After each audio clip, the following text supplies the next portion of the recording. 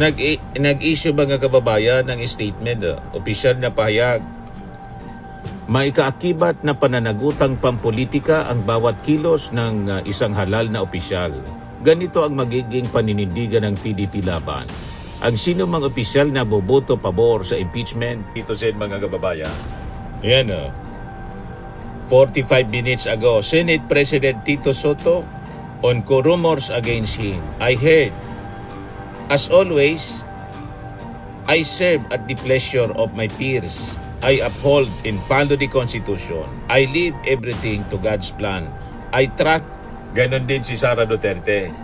Umiiwas na pumirma na bank waiver para sa kanyang mga bank accounts. So dito po pumapasok yung simpleng tanong ng publiko. Kung walang tinataguan niya, bakit takot na takot? Nagbabagang mga balita at pagtalakay sa mga isyu ng lipunan. Bulsa, opinyon, banat at paglalantad sa katotohanan. Bulsa, what you see is what you get. You decide. Hello po mga kababayan, si Dante Maravillas. Yung partido PDP ng mga Duterte, mga kababayan, taranta na ngayon sa issue ng impeachment kay Sara Duterte. Nagbabanta na, pero nagdi-deny, hindi niya kami nananakot. Bakit niya, Mr. Maravillas? Ano yung pagbabanta? Nag-issue mga kababayan ng statement, opisyal na pahayag. May kaakibat na pananagutang pampolitika ang bawat kilos ng isang halal na opisyal. Ganito ang magiging paninindigan ng PDP laban. Ang sino mang opisyal na boboto pabor sa impeachment ni VP Sara Duterte ay hindi maaring umasa ng pampolitikang kanlungan sa PDP laban. Hindi sila papayagang lumipat sa partido. Hindi sila mabibigyan ng pagkakataong tumakbo sa ilalim ng bandila ng PDP laban. At kung kinakailangan, magain at susuporta ang PDP laban ng matibay na kandidato laban sa kanila, sa kani-kanilang distrito. Hindi ito pananakot, ito ay pananagutang pampolitika. Hindi pananakot, nananakot kayo mismo, nagbabanta. Pero sino man po ang kakagat sa pagbabanta ninyo, sa pananakot ninyo na kakarampot man lang ang members ng PDP laban? Isang tricycle na lang. Bumalik sa pagiging isang tricycle na lang, mga kababayan. Sino pinagbabantaan sa inyo? Sino ang interesado na sumali sa inyo? Kiss of death ang mag-align, mga kababayan, sa pamilya Duterte. Sobrang bantot na ng pangalan ng Duterte at palubog ng palubog ang politika. Sinking ship. Tuloy ang impeachment kahit na gusto ninyong i-kudeta si Tito Sen. May statement pala si Tito Sen, mga kababayan. Ayan 45 minutes ago, Senate President Tito Soto on rumors against him. I heard, as always, I serve at the pleasure of my peers.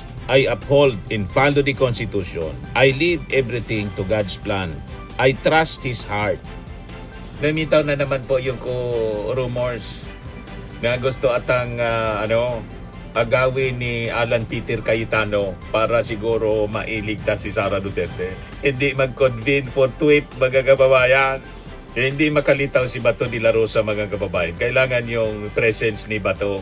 Si Bato bukas isusubte na ng PNP-CIDG. Biglang nabuhay yung kasong AGK, mga kababayan. Interesado na yung PNP-CIDG ngayon na mag-imbestiga kay Bato. Pinasubte na bukas. Nag-press con, mga kababayan, si DLG Secretary Rimulya kanina. Lalong magtatago si Bato at hindi siya makakabuto para tanggalin si Tito Sen bilang Senate President. O, di ba, mga kababayan? Kala ninyo, kayo lang ang marunong maglaro. Anyway, pag-usapan natin, mga kababayan, yung impeachment. Kaya kasi, mga kababayan, ayaw nila na matuloy ang impeachment trial sa indabag na sa Congress. Magbubutuan sa plenary at sinasabing 215 pa rin o 200 to 215 pa rin, mga kababayan, ang boboto para i-endorse yung impeachment laban kay Sara Duterte. So, wala nang problema. Sa Senado na lang, mga kababayan. Ayaw kasi nila na may full trial na mangyari kasi bobulwak yung bilyones na na-detect mga kababayan ng AMLAC. At hindi lang si Sara.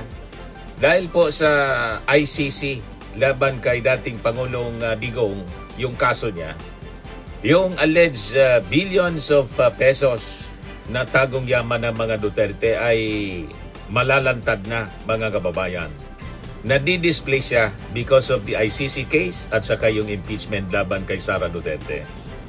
So habang paulit-ulit yung pagpapanggap nila ng pamilya Duterte na inaapi sila, lumalabas na ngayon yung sikreto ng kanilang political empire.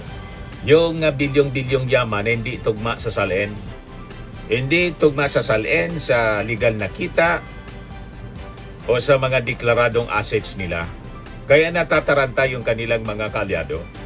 So lalong lumalalim, mga kababayan, yung tanong ngayon, paano nagkaroon ng napakalaking pera ang isang pamilya, mga kababayan, na yung kanilang declared wealth malayo sa kanilang aktual na lifestyle, mga bank transactions at sa kanilang political spending.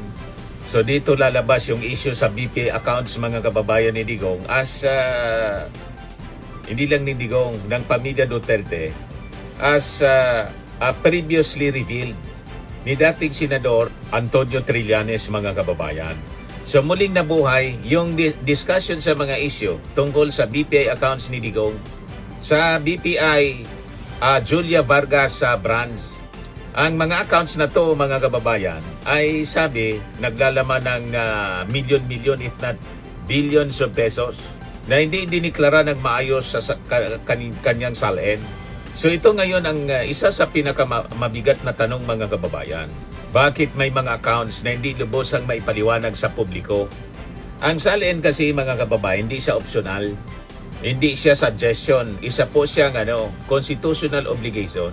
Kapag may undeclared assets or hidden accounts, possible concealment, possible tax evasion, posibleng unexplained wealth, posible siyang betrayal of public trust. At alam naman po natin yung pag-iwas ng pamilya Duterte, si Digong, doon sa Quadcom hearing na pumirma ng bank waiver. Ito yung hinamon po ni Trillanes na gustong hampasin si Trillanes ng microphone. Kinukulit ni Trillanes.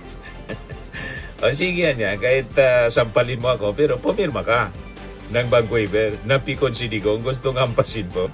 Ganon din si Sara Duterte. Umiiwas na pumirma ng bank waiver para sa kanyang mga bank accounts. So dito po pumapasok yung simpleng tanong ng publiko. Kung walang tinataguan niya, bakit takot na takot magpa-audit sila? Kasi po, ang tunay na inosente, hindi takot po sa transparency. Ganon lang yon.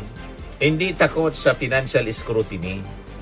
Hindi po siya takot dapat na magpakita ng records. Pero kapag puro drama lang, victim card, at saka diversionary tactics yung kwento, lalo pong lumalakas yung hinala ng publiko. Yun ngayon ang nangyayari. Lumalakas yung hinala na talagang may tinatago na hindi kayang ipaliwanag. Lalo't lumitaw, mga kababayan, doon sa presentation sa Justice Panel, yung mga pera na dumaloy mula sa drug money, mga payouts, based sa testimony, mga kababayan, presentation ni dating Senador Antonio Trillanes. Buong pamilya yun nagkinabang. Ang total noon, 181 million, mga kababayan, na mga payouts. Hindi lang si Digong, kasama si Pulong, si Baste, si Hanilet, na tumatanggap, pati si Kitty Duterte. Matindi. Kaya kumbinsido po ang majority sa ating mga kababayan na talagang may tinatagong hidden wealth. Yan sa survey. Si Sara Duterte at yung kanyang buong pamilya. Ito yung report, mga kababayan, after ng hearing sa Justice Committee. Trillanes claims Duterte family received 181 million pesos from businessman Sammy Oy. Yan yung naging presentation, mga kababayan.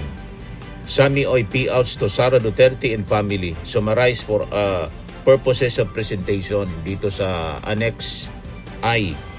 Pati si Hanilet at yung kanyang anak na si Kitty. Oh.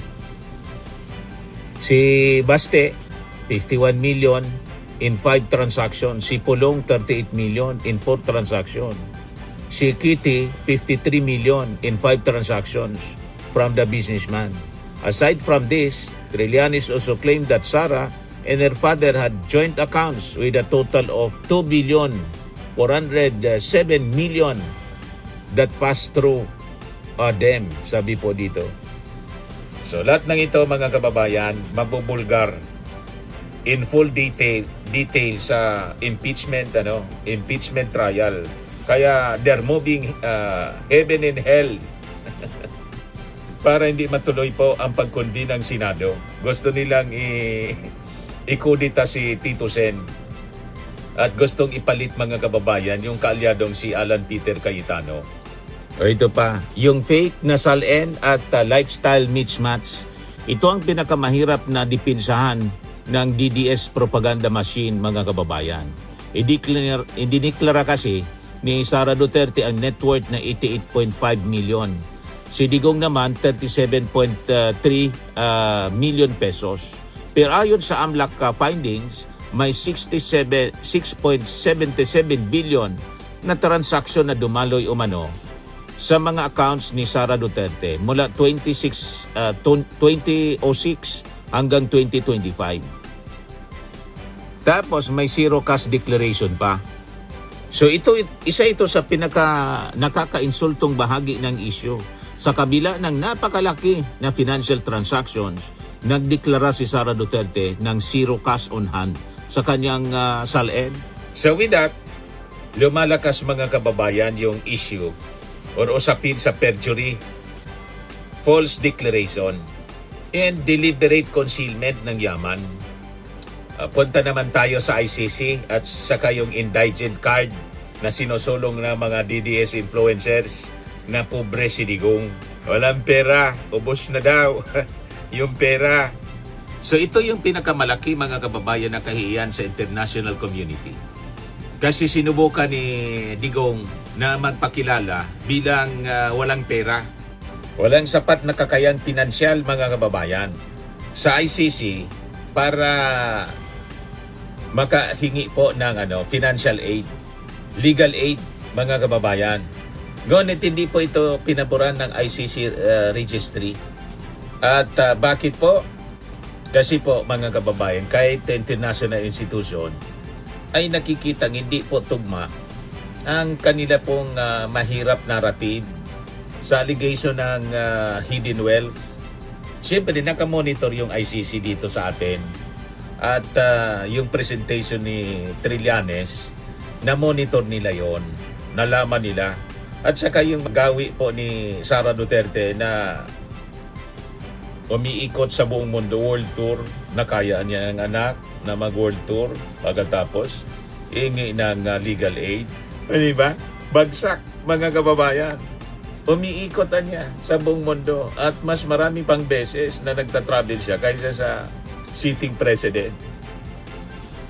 Personal niya, nagastos, pinangangalandakan niya na walang government fund na ginagamit sa kanyang pagta-travel sa world tour, pamamasyal. Kasama pa yung kanyang mga vice presidential security. Kaya hindi talaga paniniwalaan mga kababayan.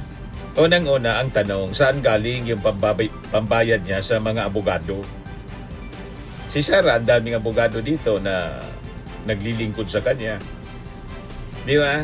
At si Digong, daang milyon ang kanilang gastos sa kanilang defense team sa Dahig. International lawyer siya, legal consultations, tapos defense operations. So ang tanong, saan ang gagaling yung pondo? Tama po. So ito ngayon mga kababayan ang dahilan kung bakit lalong umiinit ang usapin tungkol sa hidden BPI accounts, unexplained wealth, drug money, allegations tulad ng ni-reveal ni Trillanes, and political payula networks. Dahil kung hindi po kayang ipaliwanag ang source ng kanilang pera, lalo pong lumalalim yung duda ng publiko. So malaking problema ng kampo ng Duterte ngayon, hindi nila kayang ipaliwanag yung sources ng pondo, kaya ang narrative nila ngayon, pa-victim, emotional drama, conspiracy, theories, tapos pinapakalat nila na inaapi sila, political persecution. Yan ang kanilang narrative ngayon, mga kababayan.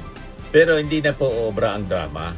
Kasi po may AMLAC findings, may nabuking na bank records, may nabuking na transaction patterns, may mga testimonies at saka mga kababayan, ebidensya sa impeachment. So ang problema sa facts, kahit sigawan mo ng araw-araw na propaganda, nandyan pa rin ang facts. Tama po. So ngayon, walang tigil sila sa propaganda.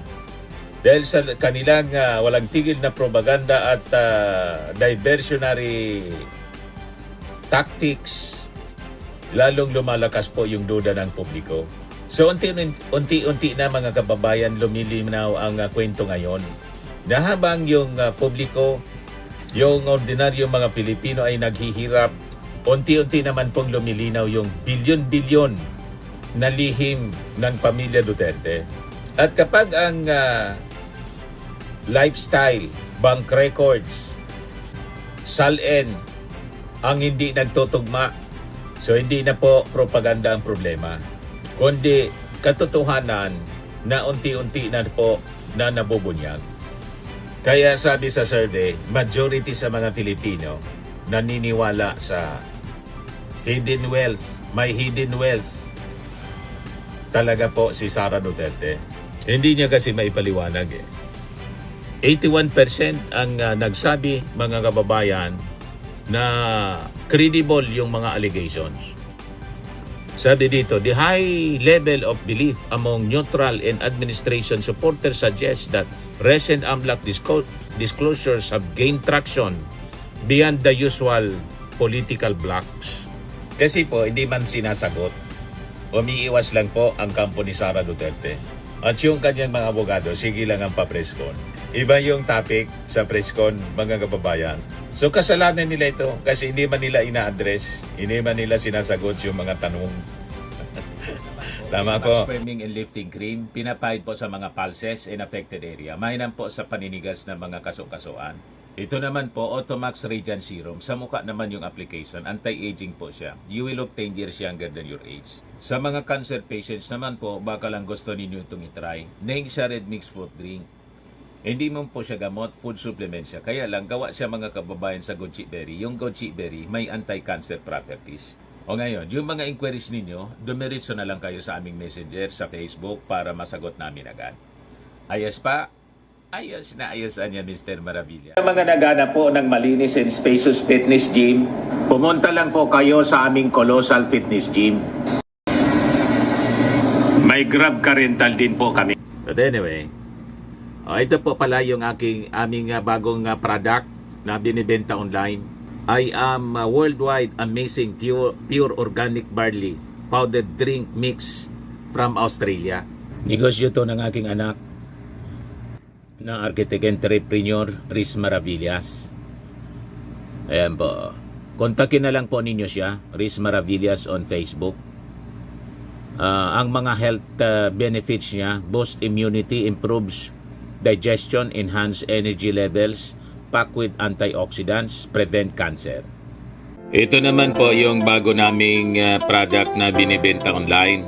Eye Glow Serum, whitening po siya. Tingnan ninyo yung epekto sa aking anak na architect before and now. Yung mga inquiries po ninyo, dumiretso na lang kayo sa kanyang Facebook account, Riz Maravillas.